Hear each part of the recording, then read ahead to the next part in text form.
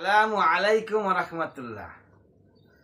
নাহমাদু ওয়া নুসাল্লি আলা রাসূলিল কারীম, আম্মা বাদ। জুলুম, কিছু কিছু বিষয়ে জুলুম করতে হবে। আর জুলুম আমরা জানি, জুলুমটা হচ্ছে একটা অপরাধ, বিশাল বড় অপরাধের কাজ। যিনি জুলুম করলো তার মানে তিনি হচ্ছেন জালেম। আর এই জালেমের বিচার স্বয়ং আল্লাহ করবেন, সবার বিচার আল্লাহ করবেন। তবে জালেমের বিরুদ্ধে মামলা, জালেমের বিরুদ্ধে মহান রব্বুল আলামিন স্বয়ং মামলা করবেন। ওই ব্যক্তি মারা গেলেই, যিনি জুলুম করছেন মারা গেলে আল্লাহ পাক তার বিরুদ্ধে মামলা করবেন। তা আমরা জানি জুলুম করলে মহা অপরাধ। কোন কোন বিষয়ে জুলুম করলে অপরাধ?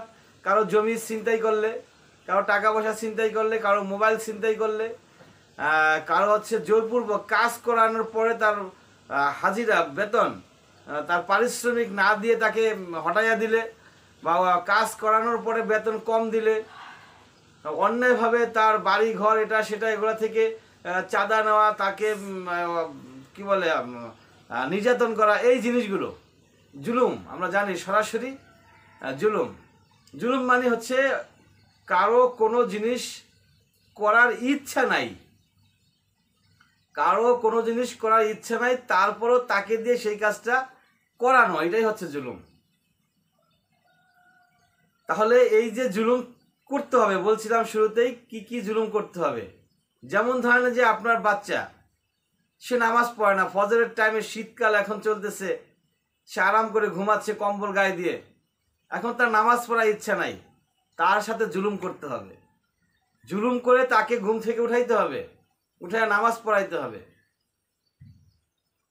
রোজা আসলে, রোজা বেশি দিন নাই চলে আসছে, রমজান মাসে আমরা জানি যে অনেক মুসলমান, নামধারী মুসলমান বিভিন্ন উসিলা দিয়ে রোজা রাখে না, তো তাদেরকে বিভিন্নভাবে জোরপূর্বক জুলুমের মাধ্যমে রোজা রাখাইতে হবে।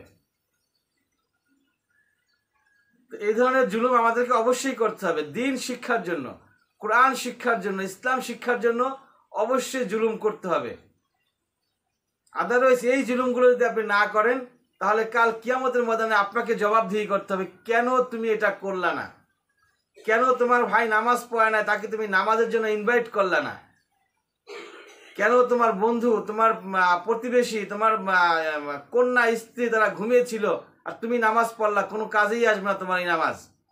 সেজন্য এই নামাজের ক্ষেত্রে জুলুম করতে হবে, রোজার ক্ষেত্রে জুলুম করতে হবে, পর্দার ক্ষেত্রে জুলুম করতে হবে। আমরা দেখতে পাই বিভিন্ন shopping mall, market, university, college, রাস্তাঘাট, বিভিন্ন জায়গায় স্টুডেন্টরা এরকম পোশাক আশাক পরে যায়, নারীরা এরকম পোশাক পরে বের হয় যেখানে চোখ তুলে তাকানোই অসম্ভব হয়ে যায়। সেখানে জুলুম করতে হবে। আপনার কন্যাকে, আপনার স্ত্রীকে, আপনার বোনকে, আপনার মাকে আপনি এমনভাবে ঘর থেকে বের হতে দিবেন না যেটা পরিবেশের জন্য ক্ষতিকর। ইসলামের জন্য যেটা ক্ষতিকর সেটাই পরিবেশের জন্য ক্ষতিকর। তো এইসব ক্ষেত্রে অবশ্যই আপনাকে জুলুম করতে হবে, জালিম হইতে হবে। আদারওয়াইজ কাল কিয়ামতের ময়দানে এই ক্ষেত্রগুলো জালিম না হওয়ার জন্য আল্লাহ পাক আপনাকে কঠিন থেকে কঠিন পরিমাণ পানিশমেন্ট দিবেন। সেজন্য আমরা অবশ্যই চেষ্টা করব এই জুলুমগুলো অবশ্যই করার জন্য। তাই বলে আবার এই জুলুম করতে গিয়ে কারোর সম্পদ মাইরা দিয়েন না, কারোর কাজ করে তার বেতন মাইরা দিয়েন না, অন্যায়ভাবে কাউকে দোষারোপ করবেন না, নিজের স্বার্থের জন্য অন্যের উপরে দোষ চাপায়া দিবেন না, মিথ্যা বানোয়ার কোনো গল্প বানিয়ে কাউকে বিপদে ফেলার চেষ্টা করবেন না। ওয়া আখির দাওয়ানা আলহামদুলিল্লাহি রাব্বিল আলামিন।